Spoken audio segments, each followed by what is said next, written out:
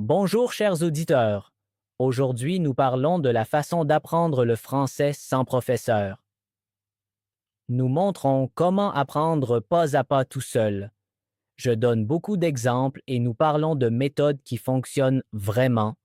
Ainsi, tout le monde peut apprendre le français mieux et avec plus de confiance. Ça a l'air super. Je crois que beaucoup de gens apprennent le français seuls, mais ne savent pas comment commencer. C'est normal. Il est parfois difficile d'apprendre une langue sans professeur. Pourquoi as-tu choisi ce sujet pour aujourd'hui? Parce que beaucoup de personnes ont exactement ce problème. Tout le monde n'a pas un cours de français ou un professeur. Certaines personnes vivent dans des pays sans école de français, d'autres n'ont pas le temps pour un cours, et certaines préfèrent simplement apprendre seules. Mais si on sait apprendre correctement, on peut progresser beaucoup sans professeur. C'est vrai. Au début, j'étais sans professeur et je regardais juste des vidéos en ligne. Oh, raconte un peu plus. Nos auditeurs connaissent sûrement cette situation. Au début, j'étais souvent confuse. J'entendais beaucoup de nouveaux mots, mais je ne savais pas si j'apprenais bien. Parfois, j'utilisais trop d'applications et je ne savais plus avec quoi travailler. Oui, c'est un problème très typique. J'ai beaucoup appris, mais je n'avais pas de plan clair. C'est exactement pour cela que nous parlons de ce sujet aujourd'hui. Beaucoup de personnes apprennent très sérieusement, mais sans structure. Et alors, on se décourage vite. Exactement. Mais la bonne nouvelle est qu'on peut apprendre le français sans professeur. Il faut seulement les bonnes méthodes. Ça motive. Notre but aujourd'hui est de vous montrer comment apprendre seul et progresser quand même. Donc, des conseils pratiques pour l'auto-apprentissage. Exactement. Je peux aussi parler un peu de mon expérience comme enseignant. Tu as déjà vu beaucoup d'apprenants de français. Oui, et je vois toujours les mêmes problèmes. Lesquels, par exemple? Certaines personnes n'étudient que la grammaire. D'autres utilisent 5 applications différentes en même temps. Et beaucoup arrêtent après peu de temps. Ça me semble vraiment familier. C'est pourquoi nous allons voir aujourd'hui quelques principes simples. Pierre, j'ai une question. Beaucoup de nos auditeurs apprennent le français seuls. Mais comment apprend-on vraiment sans professeur? C'est une très bonne question, Pauline. Et, pour être honnête, c'est aussi l'une des questions les plus importantes quand on apprend une langue. Je crois que beaucoup de gens pensent tout de suite à la grammaire. Exactement. Et c'est déjà le premier problème. Vraiment? Oui, beaucoup de personnes pensent qu'apprendre une langue, c'est apprendre des règles de grammaire. Elles achètent un livre de grammaire, apprennent des tableaux et essaient de tout comprendre parfaitement. J'ai fait pareil au début. Et comment cela a-t-il marché? Honnêtement, pas très bien. J'ai appris beaucoup de règles, mais je ne pouvais toujours pas bien parler. C'est exactement ce que je vois souvent comme enseignant. Les gens étudient beaucoup la grammaire, mais ils se sentent quand même peu sûrs, Pourquoi est-ce ainsi? parce qu'une langue est bien plus que la grammaire. La grammaire n'est qu'une partie de la langue. Et qu'y a-t-il d'autre? Une langue est avant tout communication. Il s'agit de comprendre et d'exprimer des choses.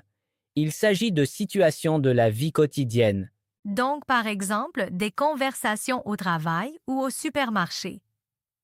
Exactement. Quand tu apprends le français, tu ne dois pas avoir seulement des règles. Tu dois aussi vivre la langue. Et c'est pour cela qu'apprendre une langue est vraiment quelque chose de beau. Beaucoup de gens voient d'abord une nouvelle langue seulement comme un travail. Ils pensent à la grammaire, aux exercices et aux tests. Mais une langue est bien plus que cela. C'est un outil pour parler avec d'autres personnes, comprendre d'autres cultures et obtenir de nouvelles perspectives. Ça sonne bien plus joli que seulement apprendre la grammaire. Exactement. Quand tu apprends une langue, un nouveau monde s'ouvre. Tu peux soudain comprendre des gens que tu ne comprenais pas avant. Tu peux avoir des conversations, te faire de nouveaux amis ou profiter de films et de livres dans une autre langue. C'est vrai. Je me souviens du premier moment où j'ai vraiment compris une conversation en français. C'est une sensation incroyable, non? Oui, j'étais vraiment fière. Et justement, ce sentiment est très important pour apprendre. Beaucoup de personnes se concentrent seulement sur les fautes ou sur ce qu'elles ne savent pas encore. Mais elles oublient tous les petits progrès déjà réalisés. C'est un bon point. C'est pourquoi je dis souvent à mes élèves, pensez toujours à votre objectif. Pourquoi apprenez-vous le français? Peut-être voulez-vous travailler en France, voyager ou rencontrer de nouvelles personnes. Ou peut-être vit-on déjà en France et veut-on mieux s'intégrer? Exactement. La langue est la clé vers les autres. Si tu peux parler français, tu peux tenir des conversations, comprendre des blagues et faire partie du quotidien. Cela rend la langue beaucoup plus vivante. Absolument. Le français n'est alors plus seulement une matière scolaire ou une tâche. Il devient une partie de ta vie. Et alors, l'apprentissage paraît sûrement plus facile. Exactement. Quand tu gardes ton but en tête, tu reçois automatiquement plus de motivation. Alors tu n'apprends pas seulement pour un examen, mais pour de vraies conversations et des rencontres. Maintenant, je suis vraiment curieuse de savoir pourquoi nos auditeurs apprennent le français. Avant de continuer, j'ai une question qui m'intéresse vraiment. J'aimerais savoir pourquoi nos auditeurs apprennent le français. Chaque personne a une motivation différente. C'est vrai, certains apprennent le français pour le travail, d'autres pour des études. Exactement. Certains vivent peut-être déjà en France et veulent mieux communiquer au quotidien. D'autres apprennent simplement le français parce qu'ils aiment les langues ou trouvent la culture intéressante. Oui, les raisons peuvent être vraiment très différentes. C'est pourquoi j'aimerais impliquer un instant nos auditeurs. Si vous nous écoutez, écrivez dans les commentaires pourquoi apprenez-vous le français? Cela nous intéresserait vraiment. L'apprenez-vous pour votre carrière? Ou peut-être pour des études en France? Ou simplement par curiosité? Et peut-être pouvez-vous aussi dire depuis combien de temps vous apprenez le français. Pauline, pourquoi as-tu commencé à apprendre le français?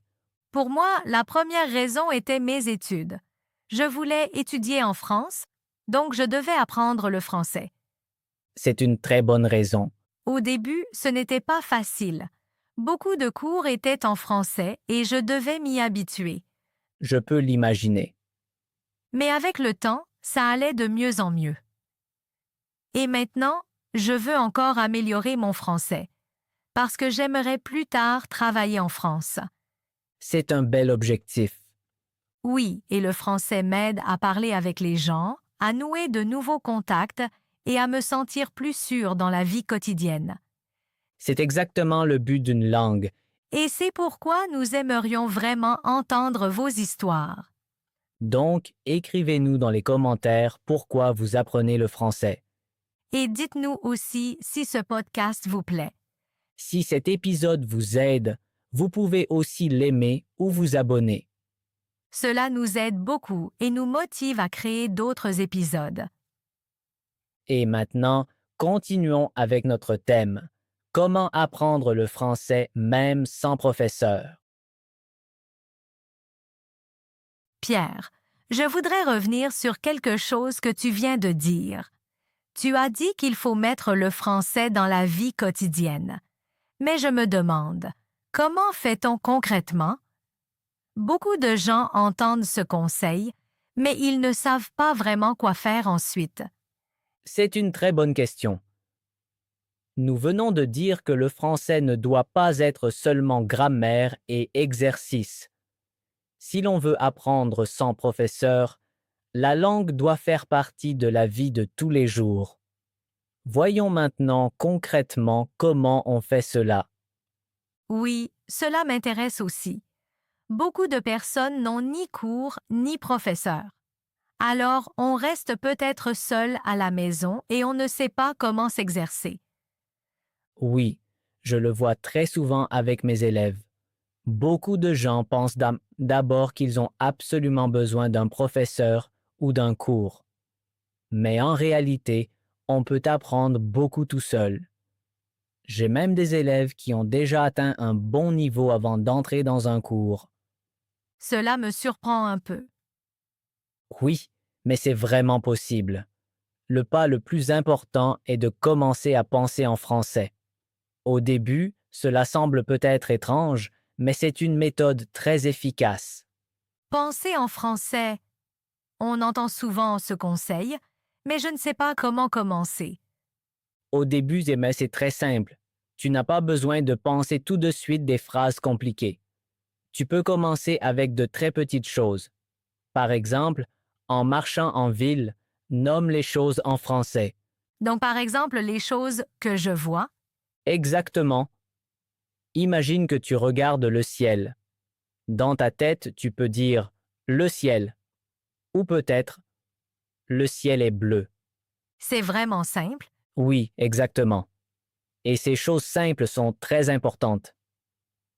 Si tu vois une rue, dis c'est une rue. Si tu vois un arbre, pense c'est un arbre. Cela me fait un peu penser aux enfants. C'est une très bonne comparaison. Les enfants apprennent la langue exactement de cette façon. Ils entendent des mots et les relient tout de suite aux choses autour d'eux. Et un adulte peut faire exactement pareil. Tout à fait. Tu peux faire de petits exercices partout. Quand tu marches dans ton appartement, dis par exemple ceci est ma table, ceci est ma chaise, ceci est ma fenêtre. J'ai déjà essayé cela une fois. Et comment c'était? Au début, c'était un peu étrange, mais après quelques minutes, c'était même amusant. Je l'entends souvent. Au début, ça paraît étrange, mais après un moment, cela devient normal. Et un jour, on pense automatiquement en français. Exactement. Au début, ce sont juste des mots isolés. Puis de petites phrases s'ajoutent. Par exemple, Par exemple, le ciel est beau, ou c'est une grande maison, ou encore aujourd'hui il fait beau. cela paraît déjà beaucoup plus naturel. Oui, et c'est justement le point essentiel. La langue naît par la répétition et le contact avec la réalité. Je crois que beaucoup de gens ont peur de ne pas connaître assez de mots. C'est vrai. Mais on n'a pas besoin de beaucoup de mots pour commencer. Même avec un petit vocabulaire, on peut beaucoup s'exercer. Alors mieux vaut commencer, même si on ne sait pas tout. Exactement. La perfection n'est pas importante au début. L'essentiel est d'habituer ton cerveau à la langue. Je remarque aussi que je pense parfois à ma journée en français. C'est un très bon signe. Par exemple, je pense parfois je dois travailler maintenant ou je me fais un café. Parfait. Ce sont exactement les situations qui aident à apprendre. Mais parfois, je mélange le français et ma langue maternelle. C'est tout à fait normal. Beaucoup de personnes font cela au début. Ton cerveau fonctionne alors dans deux langues en même temps. Cela me rassure un peu. Avec le temps, le français devient de plus en plus fort. Plus tu écoutes et parles, plus cela devient naturel. Peut-on utiliser cette méthode aussi dehors? Bien sûr, quand tu es dehors, tu peux décrire beaucoup de choses. Tu peux dire «Je vois une voiture» ou «C'est un parc» ou «Là, il y a un grand bâtiment». On dirait presque un petit jeu. Exactement. Et tu peux jouer à ce jeu partout, dans le bus, dans le parc, sur le chemin du travail. Je pense que beaucoup de gens compliquent trop l'apprentissage. C'est vrai. Beaucoup cherchent l'application ou la méthode parfaite. Mais souvent, les choses simples sont les meilleures. Exactement. Si tu utilises le français un peu chaque jour, ton cerveau développe peu à peu le sens de la langue. Pierre, je voudrais maintenant devenir plus concrète.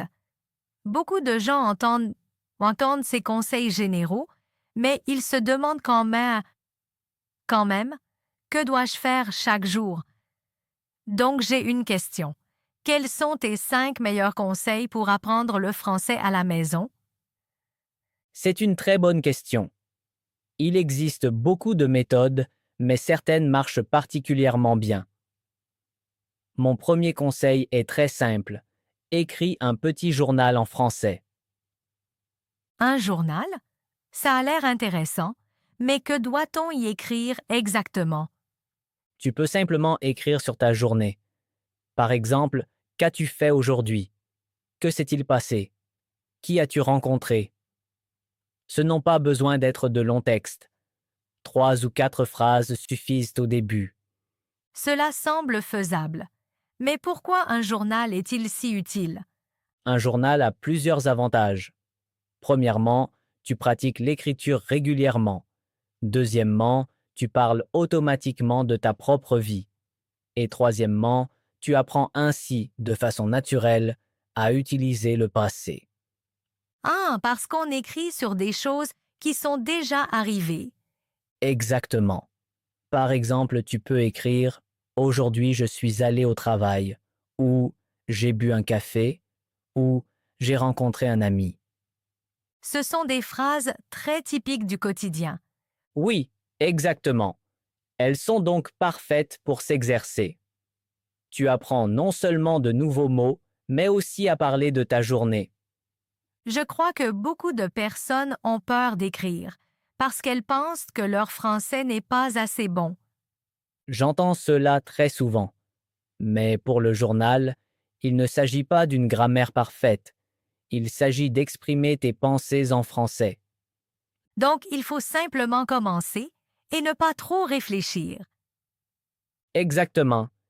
Si tu écris quelques phrases chaque jour, tu verras très vite tes progrès. Ça me semble un exercice vraiment bon. Le meilleur, c'est qu'un jour tu reliras tes anciens textes et verras combien ton français a progressé. Tu sais quoi, Pauline? J'ai une petite idée. J'ai mon journal d'hier avec moi. Vraiment? C'est parfait pour notre sujet. Exactement. Et j'ai un petit défi pour nos auditeurs. Chers amis, je vais maintenant lire un court passage de mon journal. Écoutez bien et essayez de comprendre ce que j'ai fait hier. Voyons combien vous comprenez. C'est un bon exercice. Alors, je lis maintenant. Hier a été une journée assez calme. Le matin, je me suis levé à 7 heures. Après, je me suis fait un café et j'ai préparé un petit déjeuner. J'ai mangé 2 tranches de pain avec du fromage et bu une tasse de café. Ensuite, j'ai un peu lu et répondu à mes emails. Plus tard, je suis allé me promener parce que le temps était très beau. Le soleil brillait et le ciel était bleu. L'après-midi, j'ai travaillé quelques heures et préparé un nouveau podcast. Le soir, j'ai téléphoné à un ami et nous avons parlé de nos projets pour le week-end. Puis, j'ai regardé un film et je me suis couché vers 11 heures. Pierre, je dois dire honnêtement que j'ai compris la plupart du texte, mais quelques mots étaient quand même difficiles pour moi. C'est tout à fait normal. Quand on apprend une langue, on comprend souvent la plus grande partie, mais quelques mots manquent encore. Par exemple, tu as dit que tu as préparé un petit déjeuner. Que signifie exactement préparer? Préparer veut dire que tu termines ou organises quelque chose avant de l'utiliser. Dans ce cas, J'ai fait mon petit déjeuner. J'ai donc pris le pain, mis le fromage dessus et fait mon café. Ah, donc simplement tout mettre prêt. Exactement. Un autre exemple serait je prépare le dîner. Alors tu cuisines ou mets la nourriture sur la table. Cela m'aide déjà beaucoup. Et tu as aussi dit que tu as préparé un podcast? Correct. Cela signifie que j'ai travaillé sur un nouveau podcast. J'ai peut-être écrit des textes, rassemblé des idées et tout organisé. Je vois. Et il y a encore un mot que je n'ai pas bien compris. Tu as dit que tu as parlé de projet pour le week-end. Bonne question. Projet signifie simplement les choses que l'on veut faire dans le futur. Par exemple, le week-end, je veux rencontrer mes amis. Exactement. C'est alors ton projet pour le week-end. Je crois que beaucoup d'auditeurs connaissent ce sentiment. On comprend le texte, mais il manque quelques mots. Oui, c'est une partie tout à fait normale de l'apprentissage. C'est pourquoi il est si important d'écouter ou de lire ces textes plusieurs fois. Pierre, j'aime vraiment l'idée du journal. Mais je sens aussi qu'il me manque quelque chose. Je ne veux pas seulement écrire. Je veux écouter plus et mieux comprendre. Parfois, je connais des mots, mais quand les gens parlent vite, je comprends beaucoup moins. C'est un problème très typique. Beaucoup d'apprenants connaissent beaucoup de mots, mais ils ont entendu trop peu de vrai français. Donc, mon deuxième conseil est très important. Regarde des films ou des séries en français. Les films sont une façon fantastique d'apprendre une langue. J'ai déjà essayé. Mais, pour être honnête, j'étais parfois frustrée. Les gens parlent vite, utilisent l'argot, et je ne comprends que quelques mots. C'est tout à fait normal. Au début, presque tous les apprenants ne comprennent que de petits morceaux d'un film. C'est pourquoi je recommande toujours une stratégie simple. Regarde un film que tu connais déjà. Donc, un film que j'ai déjà vu avant? Exactement. Peut-être un film préféré de ton enfance ou un film que tu as vu 5 fois. Si tu connais l'histoire, tu n'as pas besoin de te concentrer sur l'action. Ton cerveau peut alors se concentrer sur la langue. Ça a du sens. Si je sais déjà ce qui se passe, je peux mieux écouter. Exactement. Et encore une chose est importante, beaucoup de gens regardent un film une seule fois, puis passent au suivant. Souvent, ce n'est pas la meilleure méthode. Tu veux dire qu'il faut regarder le même film plusieurs fois? Oui, la répétition est incroyablement importante pour apprendre une langue. Si tu regardes le même film plusieurs fois, tu entends les mêmes phrases encore et encore. Ça semble un peu ennuyeux. Au début peut-être. Mais je te promets que c'est très efficace. J'ai fait cela moi-même quand j'ai appris une nouvelle langue. Vraiment? Oui, j'avais alors un film que j'aimais beaucoup. Je l'ai regardé encore et encore. Combien de fois? Parfois, il suffit de voir un film 2 ou 3 fois. Mais même cela fait une grande différence. La première fois, tu comprends peut-être seulement quelques mots. La deuxième fois, tu reconnais soudain des phrases entières. Et la troisième fois, tu réalises que tu comprends beaucoup plus qu'avant. C'est en fait très logique. Oui, et c'est justement à ce moment que l'on voit le progrès. Soudain, tu entends une phrase et tu penses, tiens, je l'ai déjà entendue. Et cette fois, je la comprends. Ça doit être un sentiment génial. Absolument. Ces petits moments sont très motivants. Ils montrent que ton cerveau traite lentement la langue et la retient. Dis-moi, Pauline, as-tu déjà fait cela? As-tu déjà regardé un film plusieurs fois pour mieux comprendre le français? Pour les films, honnêtement, pas très souvent. Je perds parfois la patience si je vois toujours le même film, mais je fais quelque chose de semblable avec les podcasts et les livres audio. Ah oui, raconte. J'aime écouter des podcasts en français, surtout quand ils racontent des histoires intéressantes. Parfois, j'écoute un épisode 2 ou 3 fois. La première fois, je comprends peut-être seulement l'idée principale. La deuxième fois, je fais plus attention aux mots et aux phrases. C'est une très bonne méthode. Oui, et c'est pareil avec les livres audio. Si une histoire me plaît, je l'écoute souvent encore une fois. Alors je peux vraiment entrer dans l'histoire. C'est même un grand avantage. Comment ça? Quand tu plonges dans une histoire, tu oublies souvent que tu apprends une langue.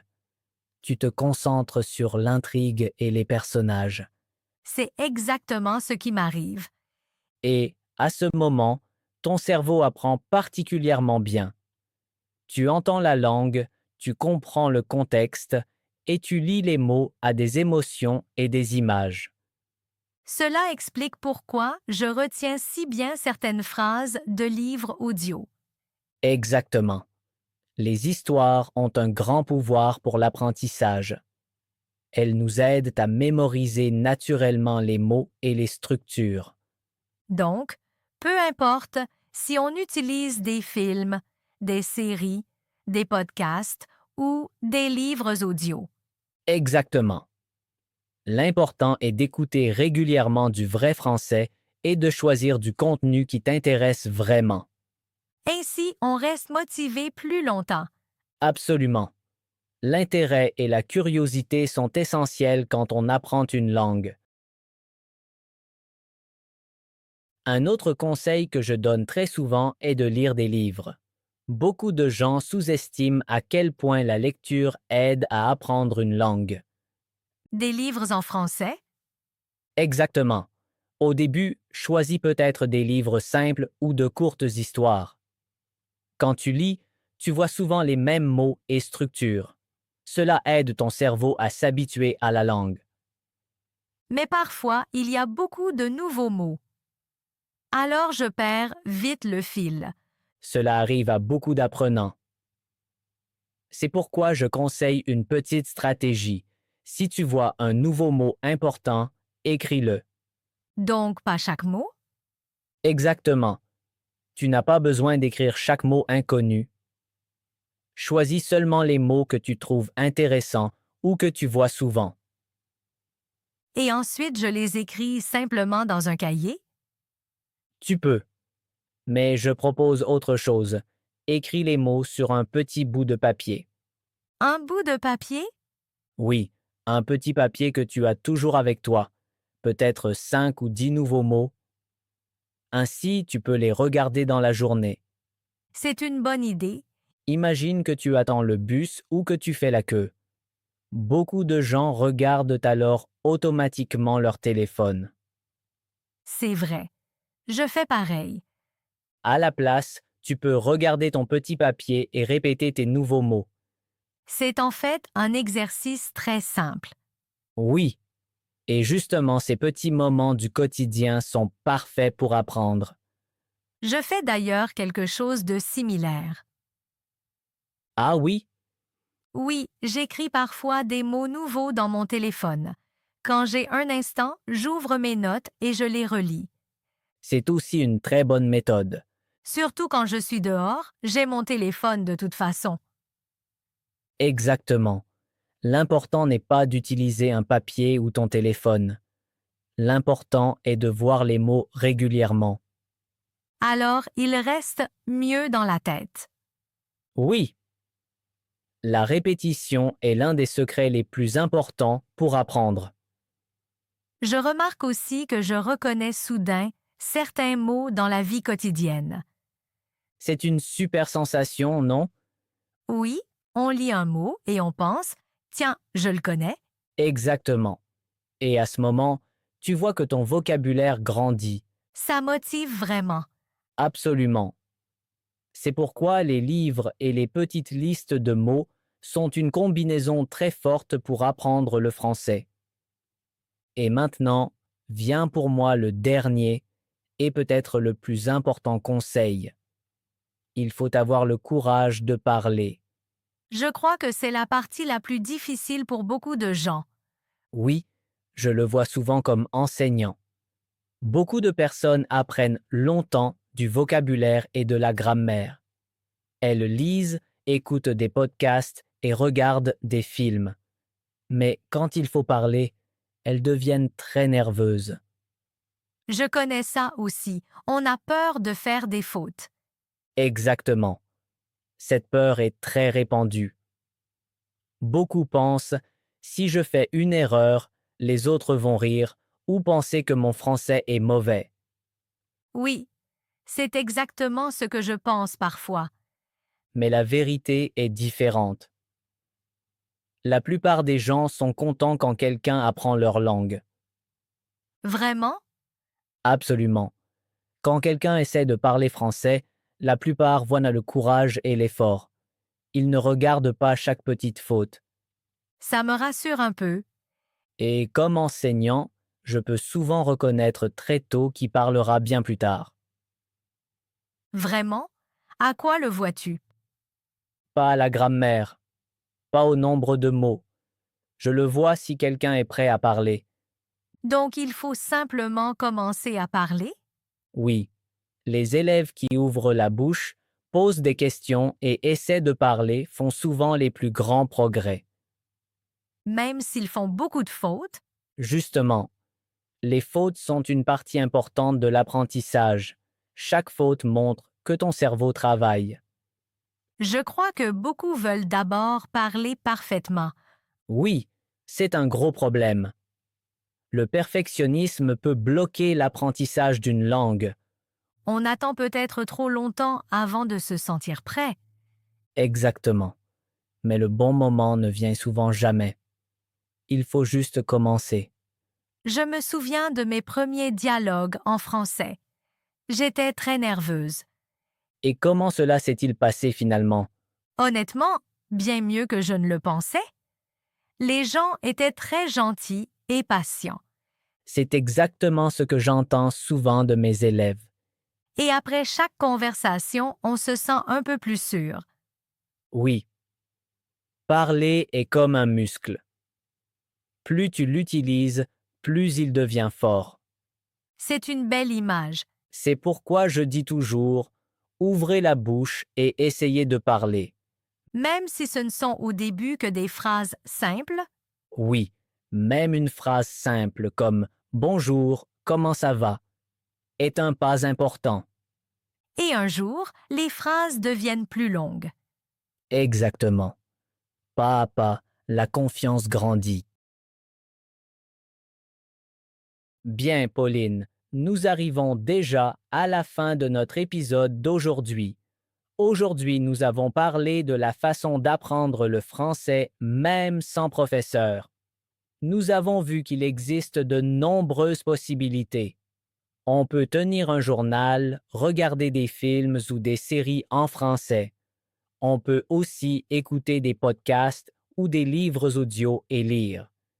Et il est aussi très important de répéter les nouveaux mots et d'intégrer le français dans sa vie. Exactement. Je crois que le point le plus important était le courage de parler. Il ne faut pas avoir peur des fautes. Absolument. Les fautes font partie de l'apprentissage. Personne ne parle une nouvelle langue parfaitement dès le début. Mais si l'on s'exerce régulièrement et qu'on utilise la langue, on devient pas à pas plus sûr. Ce que j'ai aimé, c'est que beaucoup de ces conseils sont très simples. On peut les essayer tout de suite dans la vie de tous les jours. Exactement. On n'a pas besoin de méthodes compliquées. De petites habitudes font déjà une grande différence. Et maintenant, nous sommes bien sûr curieux de vous.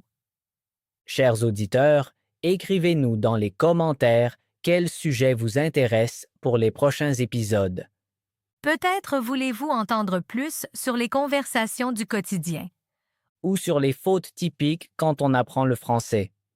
Peut-être aussi sur le travail, les voyages ou la vie en France. Nous lisons volontiers vos propositions et nous nous en inspirons pour de nouveaux épisodes. Et si vous aimez notre podcast, vous pouvez bien sûr le liker ou vous abonner. Cela nous aide beaucoup et nous motive à créer encore plus de contenu. Merci beaucoup d'avoir encore écouté aujourd'hui. Nous serons très heureux de vous retrouver la prochaine fois. À la prochaine et bon courage dans votre apprentissage du français. Au revoir.